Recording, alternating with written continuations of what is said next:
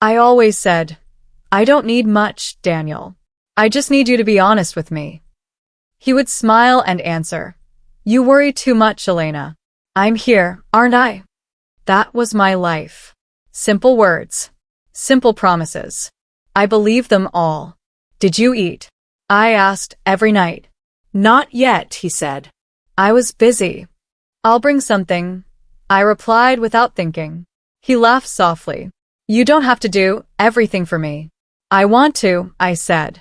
And I meant it. My friends teased me.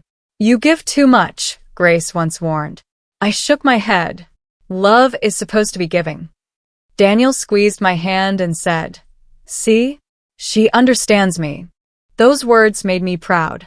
At work, I rushed through my tasks just to leave early.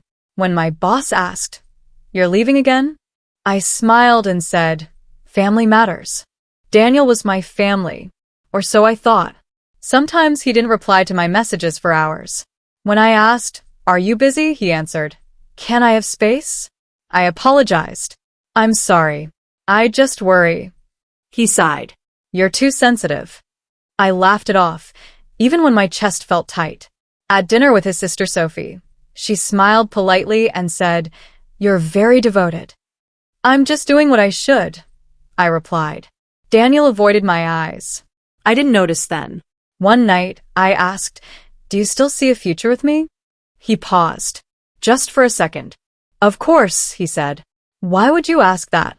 I forced a smile. No reason. Inside, something whispered that his pause mattered. I ignored it. I kept planning. When we save enough, we can move, I said. Somewhere quiet. He nodded while scrolling his phone. Yeah, that sounds fine. That was enough for me. I believed silence meant peace. Before sleeping, I said, Promise me one thing. What? He asked. Don't lie to me, I said quietly. He laughed, light and careless. I would never hurt you like that. I smiled and closed my eyes, holding on to those words, not knowing they would become the sharpest knife in my memory. The next morning, my mother called and asked, Are you happy? Yes, I answered too quickly. She hesitated. Love shouldn't make you tired. I'm not tired, I said, even as I rubbed my eyes. Later, Daniel said, You don't need to come tonight. I want to, I replied. He checked the time and said, Do whatever you want. I heard it then, a thin line of distance, but I stepped over it. That evening, as I fixed his collar, he said, You're always here. I smiled and answered, Where else would I be? He didn't respond.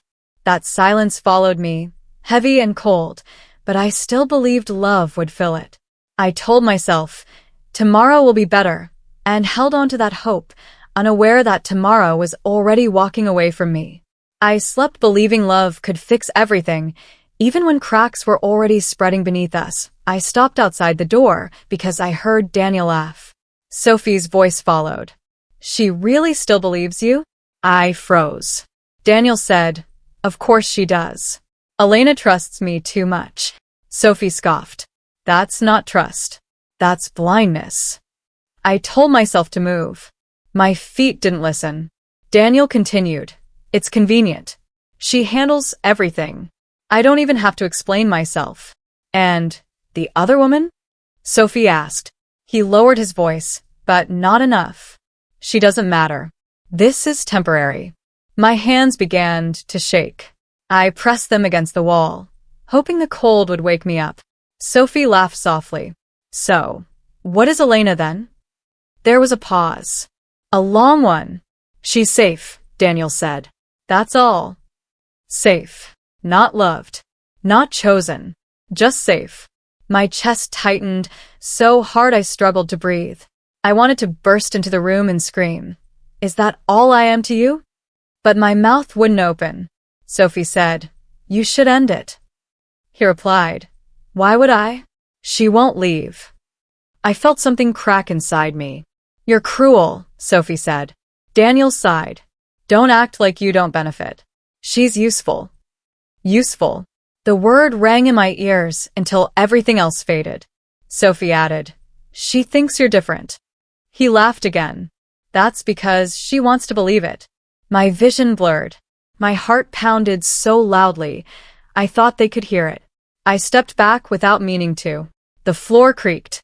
Both voices stopped. I held my breath. After a moment, Daniel said, "Did you hear something?" Sophie replied, "Probably nothing." They changed the subject just like that, as if I was nothing. I turned and walked away slowly, afraid my legs would give out if I rushed. Each step felt wrong, like I was leaving part of myself behind. My thoughts screamed, "You misheard. You misunderstood. He didn't mean it like that." But his words replayed clearly. "She won't leave." I reached the stairwell and gripped the railing. My fingers felt numb. My chest burned. My ears rang until the world sounded far away. I whispered, "This isn't real." No one answered. I remembered every time I defended him, every time I said, "He's not like that." My phone vibrated. A message from Daniel. "Where are you?" I stared at the screen until the letters blurred. I typed, "I'm outside." A second later, he replied, "Wait for me." I laughed silently, the sound sharp and broken in my throat. Wait for him. That was always the answer. I put the phone away and walked out into the night. The air felt too cold, too heavy. My body moved, but my mind stayed behind, stuck in that room. I didn't confront him. I didn't cry loudly. I didn't ask why. I knew if I heard his voice again, I would break. So I kept walking, letting the truth settle like a wound that refused to close. That was the moment my old life ended. I didn't die loudly. I broke quietly, listening to the people I loved explain, without knowing exactly how little I meant to them. I told myself he didn't mean it like that, even when his words cut me open. I remembered saying to Grace, "Daniel is just stressed. He works hard." She looked at me and asked, "Does he work hard for you?" I laughed and replied, "Love isn't a transaction." That was my favorite excuse. Daniel once said, "You're too emotional," and I answered, "I'll try to change." When Sophie commented, "You always adjust for him," I smiled and said, "That's what partners do." Every warning sounded like noise I chose to ignore. I replayed our conversations in my head. "Why didn't you answer my call?" I had asked. "I was busy," he said. "With what?" I asked gently. "Do I need to report my life to you?" he replied. I apologized. That memory made my chest ache. I told myself endurance was proof of love. I believed staying meant strength. I feared starting over more than I feared being hurt. One night, I finally asked, "Are you hiding something from me?" He looked surprised. "Why would you ask that?" "I just feel distant from you," I said. He sighed and pulled me closer. "You're overthinking again." I nodded, even though my heart screamed. Another time, Grace said, "You look tired lately." "I'm happy," I replied. She frowned. "Happy people don't sound like that." I defended him every time. "He's not good with words. He shows love differently." "I'm just sensitive." Daniel liked that version of me. When he forgot my birthday, he said, "You know dates aren't my thing." I smiled and answered, "It's okay." When he canceled plans, he said, "Something came up." I replied, "I understand." I was understanding until I disappeared. I confronted him again, softly, carefully. "Do you still want this?" He hesitated, then said, "Why are you making problems?" "I'm not," I whispered. "I'm just asking." He touched my face and said, "You're safe with me." Safe. That word echoed painfully now. I pretended his lies sounded like truth. I pretended his distance was normal. I pretended love required suffering. Standing beside him, I felt invisible. He talked and I listened. He decided and I agreed. He drifted and I followed. I thought, if I try harder, he'll choose me. I thought if I stay quiet, he won't leave. I thought wrong. One evening, we stood together, watching the city lights. He checked his phone and smiled. "Who's that?" I asked lightly. "Just work," he said. I nodded. In that reflection, I saw myself standing next to him, smiling politely, already alone. I realized then that I wasn't losing him. I had already lost myself. The silence between us wasn't peace. It was proof that I had been talking to someone who stopped listening long ago. And still, I stayed. Because leaving felt scarier than loving someone who is already gone. I said, "We need to talk," and my voice shook before I finished the sentence. Daniel didn't look surprised. He said, "About what?" "You know exactly what," I replied. He leaned back and crossed his arms. "You're imagining things again." "I heard you," I said. "I heard everything." His eyes darkened. "You shouldn't have been listening." That answer hurt more than a denial. "So it's true?" I asked. "All of it." He exhaled slowly. "It's complicated." "Say it," I demanded. "Say you lied to me." "I didn't lie," he said. "I just didn't tell you everything."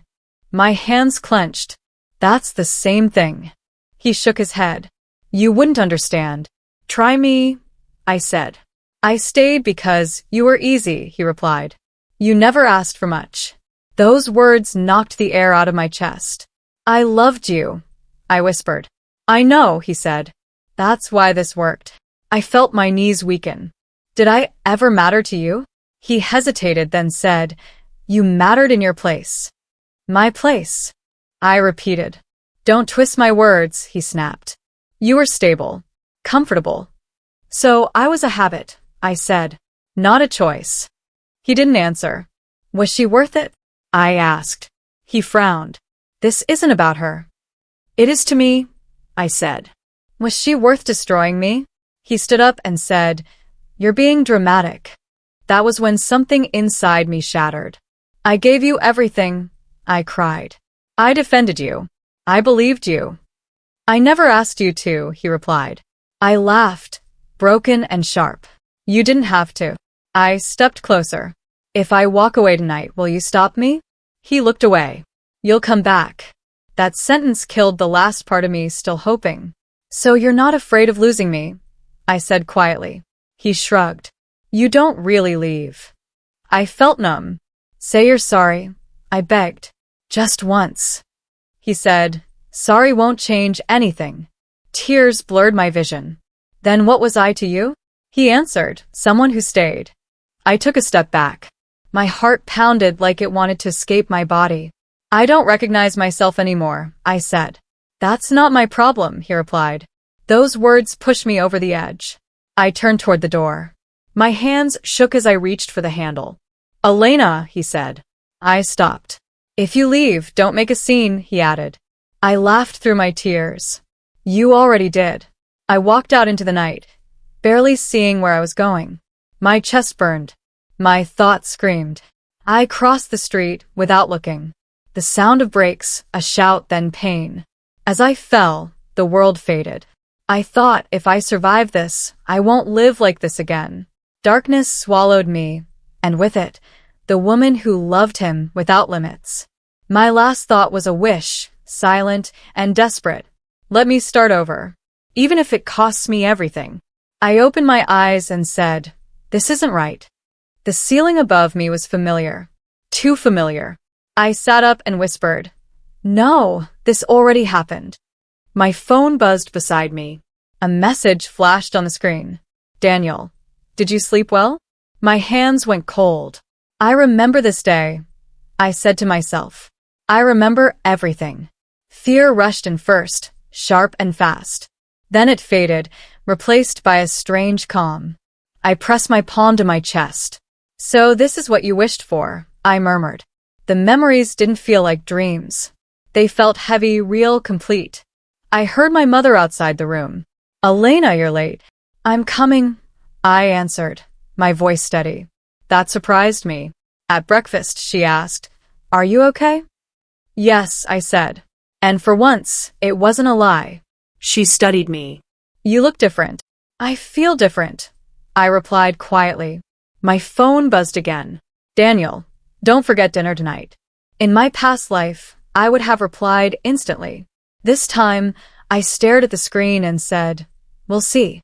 At work, Grace leaned over and asked, "Are you smiling?" "I am," I said. She laughed. "Did something good happen?" Something clear, I replied. When Daniel called later, I answered calmly.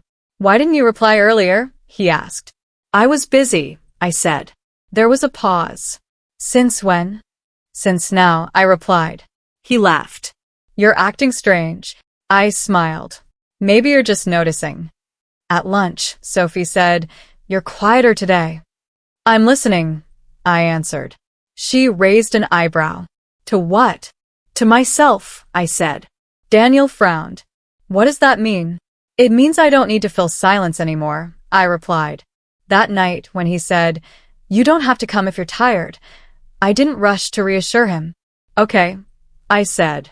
He hesitated. Okay. Yes, I replied.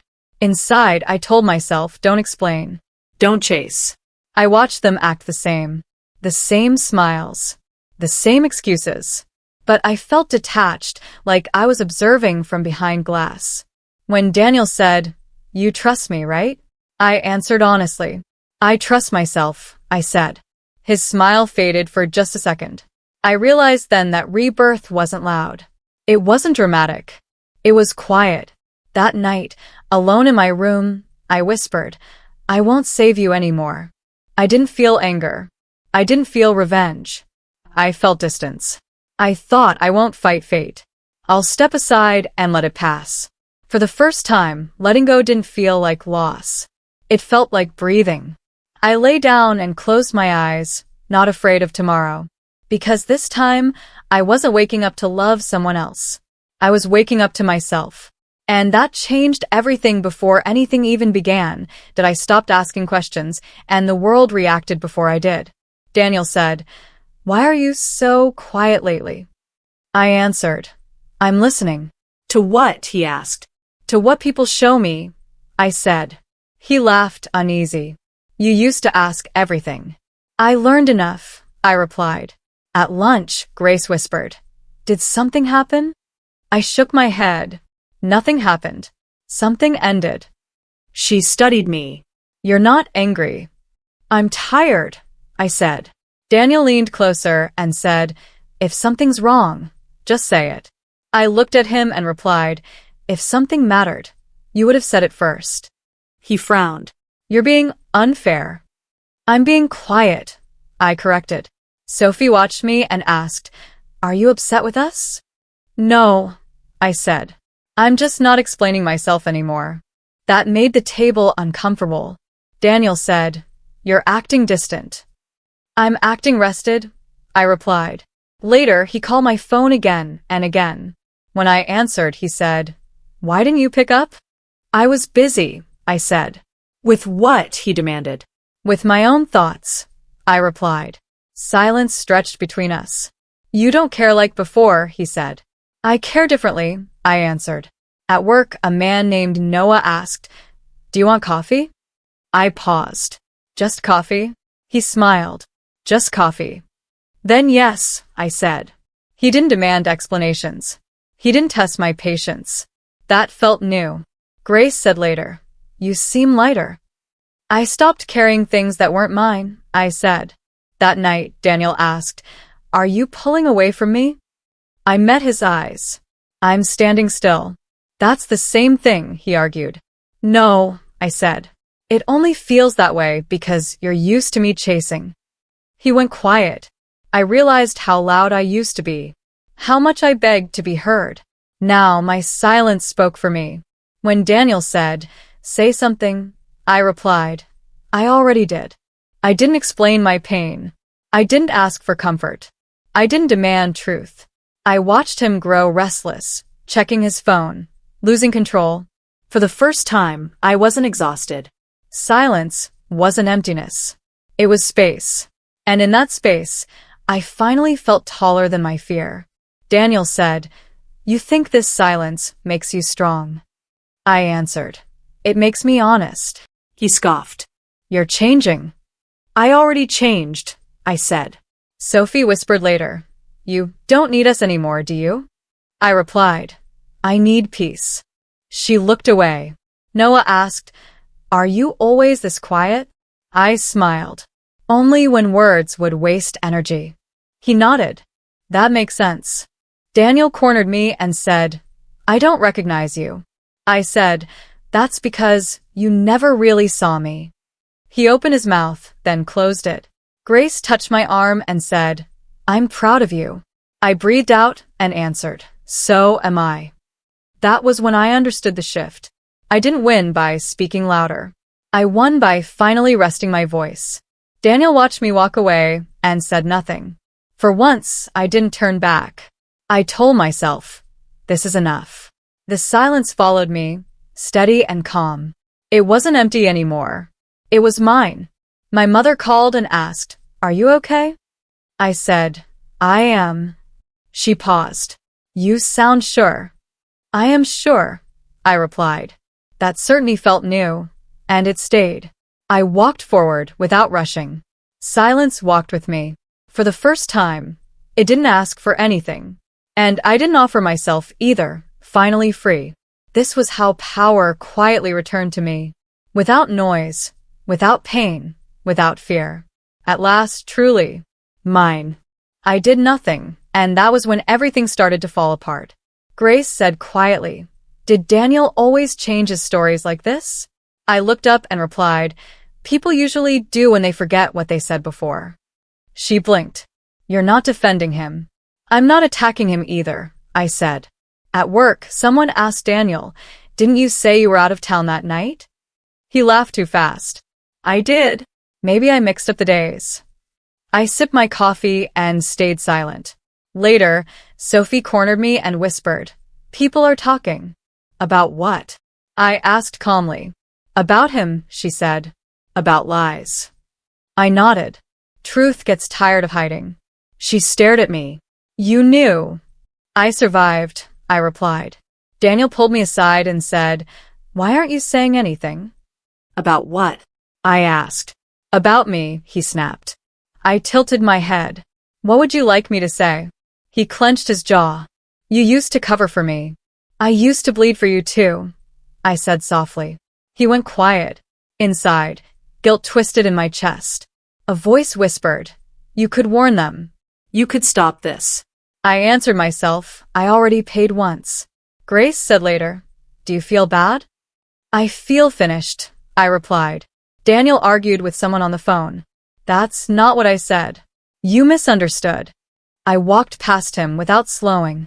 He followed me and said, you're enjoying this. I stopped and faced him. I'm resting. That's cruel, he accused. No, I said. This is what happens when I don't lie for you. At lunch, a coworker asked me, is he always like this? I shrugged. Ask him. Daniel snapped, why are you acting innocent? I met his eyes. Because I am. That night, my mother asked, is something wrong with Daniel? I answered, you should ask him. She paused. You've changed. I stopped protecting people who hurt me, I said. Daniel confronted me again. You're letting them think the worst. I'm letting them think, I replied. He slammed his hand on the table. Say something. I shook my head. No. That word felt heavier than any scream I had ever made. I struggled with myself. Part of me wanted to explain everything, to expose him, to make the truth loud. Another part whispered, peace is not revenge. Grace said, he's unraveling. I see it, I replied. You don't look happy, she said. I'm calm, I corrected. Daniel's smile faded in public. His jokes fell flat. People stopped laughing with him. He said to me, you planned this. I planned my exit, I answered. Sophie said bitterly, you're heartless. I looked at her and said, I learned. That night, alone, I asked myself, am I cruel for staying silent? I answered, no. I am done bleeding. Karma didn't need my help. It only needed me to step aside. When Daniel said, fix this, I replied, I already fixed myself. He stared at me like he didn't recognize me. I watched his world tilt without touching it. That was the hardest part. Not interfering. Not saving. Not warning. Choosing peace over revenge. Letting consequences walk toward him while I stood still. I felt the guilt loosen its grip.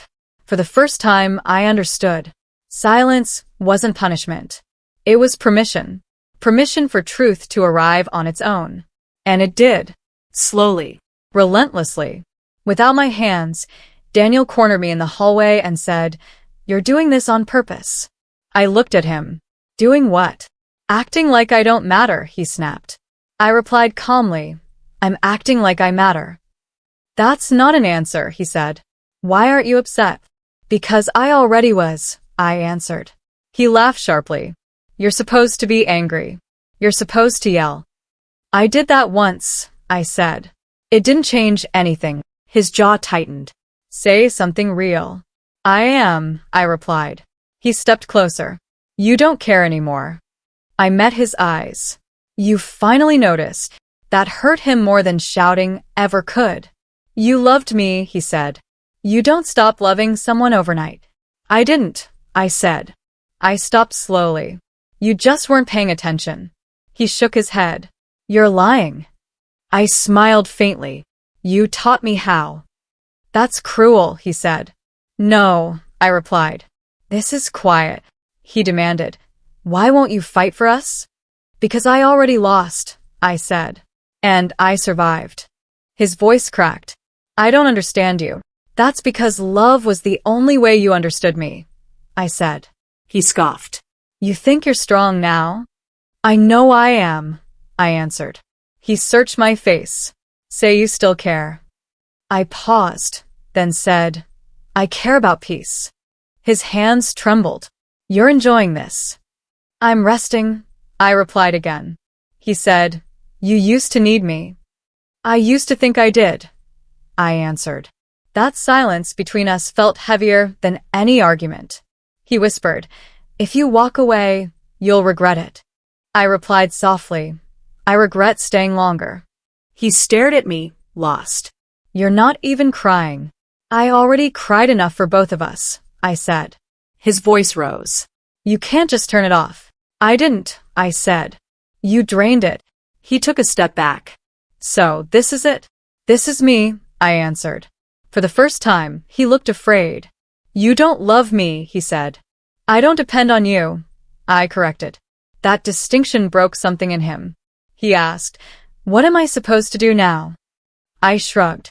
"What I did. Learn to stand alone." He laughed bitterly. "You think you won." "I think I'm free," I replied. He reached for my arm. I stepped away. "Don't touch me," I said calmly. He dropped his hand like it burned. "You're cold," he accused. "I'm clear," I replied. He whispered, "I miss you." I answered honestly, "I miss who I was before you." That was when I saw it. The power he had over me was never strength. It was my love. And now that love was gone. Daniel stood there, surrounded by his words, his lies, his fear. I walked past him without looking back. My heart didn't race. My hands didn't shake. I felt steady. Letting go wasn't weakness. It was release. Behind me, he called my name. I didn't answer. That silence wasn't empty anymore. It was full of myself. And as I walked away, I understood the truth. He didn't lose because I hurt him. He lost because I stopped loving him. And that was something he could never control again. Grace looked at me and said, "You're different." I smiled. "I finally agree." She asked, "Are you scared?" "No," I said. "I'm choosing." That word felt powerful in my mouth. When Daniel used to ask, "What do you want?" I always answered, "Whatever you want." Now, when Noah asked, "What do you want to eat?" I said, "What I like." He laughed. That was easy. "It used to be hard," I replied. Grace said, "You don't flinch anymore." "I don't apologize for existing," I said. At work, my boss asked, "Can you stay late?" I answered, "Not tonight." He blinked. "All right." I realized then how often I had said yes out of fear. My mother called and said, "You sound lighter." "I put something down," I replied. "What?" she asked. "Someone else's expectations," I said. She was quiet, then said, "I'm proud of you." That mattered more than I expected. Noah asked me, "Do you trust easily?" I shook my head. I trust carefully. That's healthy, he said. It took pain to learn, I replied. Grace watched me laugh and said, You don't look like you're surviving anymore. I'm not, I said. I'm living. I made plans without asking permission. I rested without guilt. I spoke without rehearsing. When Sophie passed me and said, You've changed, I answered, I healed. She scoffed. You think you're better now? I think I'm mine, I replied. That ended the conversation. I caught my reflection one evening and said aloud, I recognize you. The woman staring back didn't look desperate. She looked steady. Grace asked, Do you ever miss him? I answered honestly, I miss who I thought I was with him. That's different, she said. Yes, I replied. And important. Noah said, You don't need to prove anything. I know, I said. That's the gift. I stopped checking my phone. I stopped waiting for approval. I stopped measuring my worth by someone else's attention. When someone said, You're strong, I answered, I chose myself. When someone asked, Aren't you bitter? I replied, I'm better. Pain had reshaped me, but not into something sharp and cruel. It shaped me into someone honest. I learned that love shouldn't feel like shrinking. I learned that peace shouldn't require silence that hurts. Grace said softly, You're glowing. I laughed. I'm resting. That night, I told myself, I don't owe my past anything. I wasn't running anymore. I wasn't hiding. I stood where I was and decided where to go next. That choice felt like freedom. I used to define myself by how much I endured. Now I define myself by what I allowed. I allowed respect. I allowed calm. I allowed joy. I whispered, This is who I became. Not because I lost him, but because I found myself. And that was enough. More than enough did I heard the knock before I saw him. Elena, please. Daniel's voice trembled. I didn't move. Open the door, he said louder this time. I need to explain. I stayed seated. Explain what? Everything, he said. Everything I did. I heard enough the first time. I interrupted softly. You don't understand, he shouted. I lost everything. My job, my friends, even Sophie turned against me. I leaned back in my chair and crossed my arms. I understand perfectly. You don't, he cried. I made mistakes.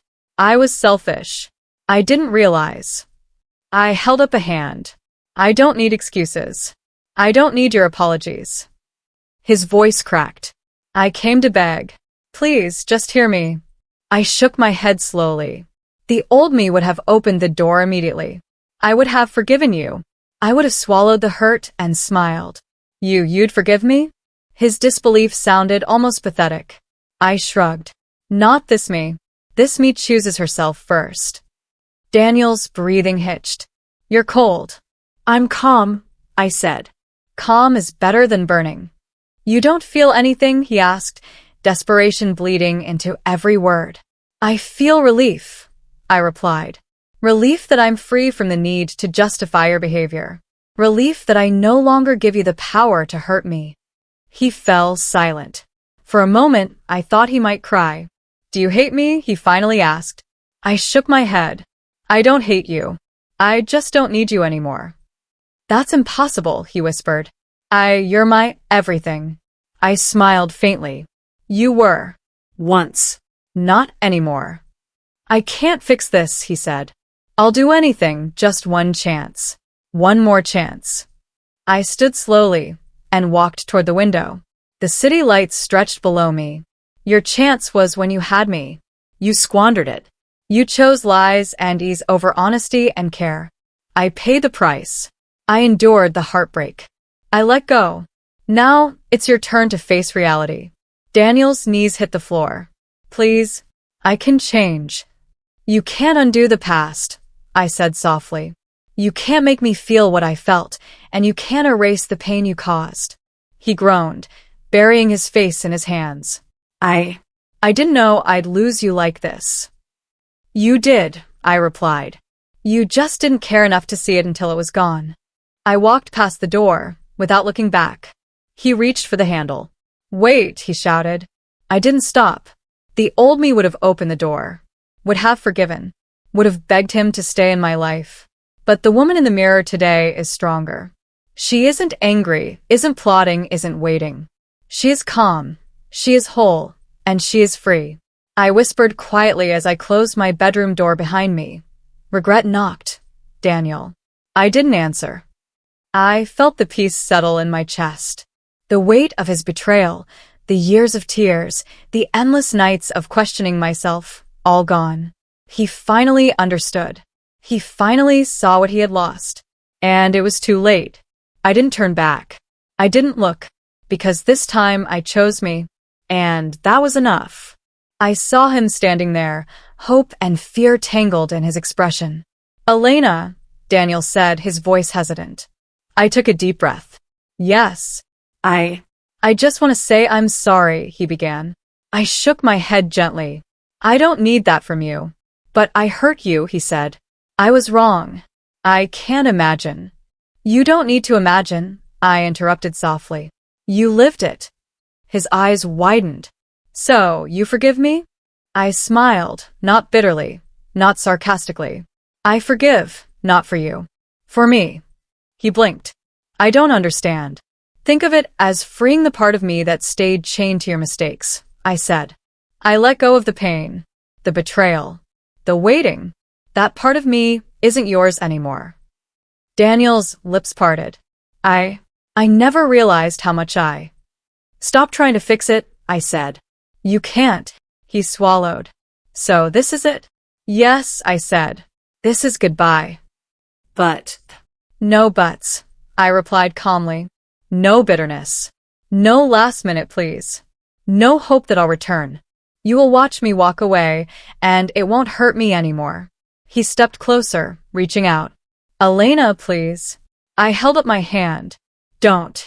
I can change, he whispered. I don't need you to change, I said.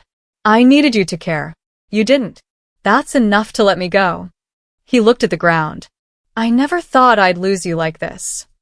I know, I replied. And that's why you're watching, not me. He straightened, trying to meet my gaze. Do you hate me? I don't hate you, I said. I pity the part of you that couldn't see what you had. That part is not mine to fix. His voice cracked. So I just watch. Yes, I said. And maybe someday you'll understand that this is the only punishment that matters. Not tears, not regret, not pleas. Watching me walk away with peace in my heart. He closed his mouth. Words failed him. I stepped back. I hope you learn from it. I hope you remember that love isn't power and control isn't affection. He nodded slowly, still silent.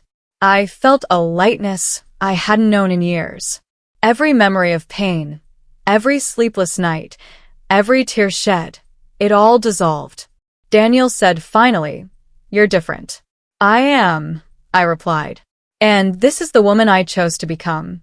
Not because of you, not because of fate, but because I wanted to survive, to live, to be free." He swallowed hard. "I can't make you stay." "No," I said, shaking my head gently. "And I wouldn't if I could. I've learned that love isn't staying for someone else's sake. It's staying for yourself, or walking away for yourself." He stepped back, as if realizing the finality. I smiled softly. "Goodbye, Daniel." He whispered my name once, a shadow of regret. I turned toward the door. Every step I took felt deliberate, solid, and calm. Outside, the air was fresh. The world was waiting, and I was walking into it unafraid. I glanced once at him, watching, silent, powerless, and felt a thrill of release. Rebirth wasn't about changing fate. It was about changing me, about letting go of the chains I'd carried for too long, about choosing myself over the ghosts of the past. Every step away was a promise I made to myself. Every breath I took was proof I was free. The punishment wasn't in anger. It wasn't in revenge. It was in peace. And I had it now. I walked on, leaving behind what no longer belonged to me. Daniel stayed where he was, and I let him. Because the greatest justice, the true closure, was watching him witness the woman I became. Without him, that I wake up without dread, and that still surprises me. Are you coming today? Maya asks on the phone. Yes, I say. I'll be there. She laughs softly. You sound lighter. I feel lighter, I reply. At work, someone says, you handled that well. I answer, thank you, without shrinking. Later, during lunch, a colleague asks, don't you ever look back? I sip my tea. Sometimes. And it doesn't hurt anymore. That's the truth. The memories exist, but they don't control my breathing. At home, my mother says, you seem peaceful. I tell her. She hesitates. Do you regret leaving? No, I say gently. I regret staying too long. She nods, accepting it. That night, I talk to myself out loud, something I never did before. You survived, I say. I smile. I did more than that. In the mirror, I don't search for approval. I recognize myself. A friend texts, you're glowing lately. I type back, I stopped carrying what wasn't mine. The past tries to whisper sometimes. Remember who you were, it says. I remember, I answer calmly. And I chose better. I walk through the city, feeling present in my own body. A stranger bumps into me. Sorry. It's okay, I reply, and it really is. I sit on a bench and think about justice. Justice wasn't punishment. It wasn't winning. It was release. It was choosing not to bleed anymore. I say quietly, letting go saved me. No one argues. When people ask how I moved on, I say, I stopped fighting myself. When they ask if it was hard, I say, yes. When they ask if it was worth it, I say, always. I don't replay conversations. I don't rewrite endings. I live. One morning, Maya says, you're not afraid anymore. I'm not, I answer. What changed? I did. I say. The future doesn't scare me. It invites me. I make plans without checking over my shoulder. I love without fear of abandonment. I trust my voice. I choose peace daily. Standing at the edge of something new, I whisper, this life is mine. And for the first time, it truly is.